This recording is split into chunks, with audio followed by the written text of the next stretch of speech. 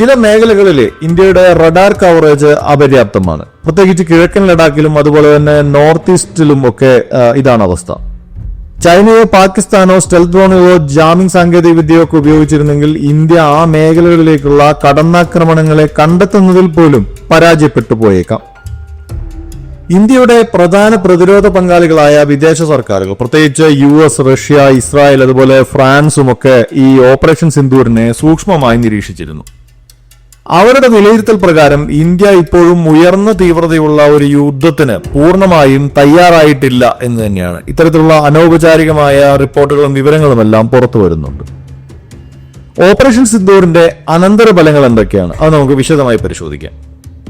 America ചില സുപ്രധാന tech sharing ചർച്ചകൾ വൈകിപ്പിച്ചു ഈ ഓപ്പറേഷന് ശേഷം.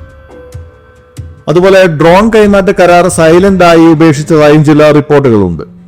റഷ്യയാണെങ്കിൽ ഈ അവസരം ഉപയോഗപ്പെടുത്തിക്കൊണ്ട് ഇന്ത്യക്ക് കൂടുതൽ ഹാർഡ്വെയറുകൾ വിൽക്കാൻ പ്ലാൻ എടുക്കുകയാണ്. റാഫേലിന്റെ കാര്യത്തിൽ ഫ്രാൻസും നീരസത്തിലാണെന്നാണ് കേൾക്കുന്നത്. കാരണം വ്യക്തമായ ഒരു ഓപ്പറേഷണൽ ബാക്കപ്പ് ഇല്ലാതെ റാഫേലുകൾ വിന്യസിച്ചതിൽ ഫ്രാൻസ് വളരെയധികം നിരാശരാണ്. കാരണം റാഫേൽ വിഷയത്തിൽ ഫ്രാൻസ് വളരെയധികം നാണം കെട്ട സ്ഥിതിയിലാണുള്ളത്. നമ്മുടെ ശത്രു എന്ന് കേന്ദ്ര സർക്കാർ ആവർത്തിച്ചുകൊണ്ടിരിക്കുന്ന ചൈനയുടെ കാര്യം നോക്കാം. ചൈനയ്ക്ക് ഇപ്പോൾ കൂടുതൽ ധൈര്യമായി എന്നതാണ് വസ്തുത. അരുണാചലിലും ലഡാക്കിലും ഒക്കെ അതിനൊക്കെ സമീപത്ത് ഈ PLAയുടെ സാന്നിധ്യം വളരെയധികം വർദ്ധിപ്പിച്ചതായുള്ള റിപ്പോർട്ടുകൾ പുറത്തു വരുന്നുണ്ട്. സൈനികമായ തിരിച്ചടികളെക്കാൾ വിസിബിൾ ആണ് സാമ്പത്തികമായ തിരിച്ചടികൾ.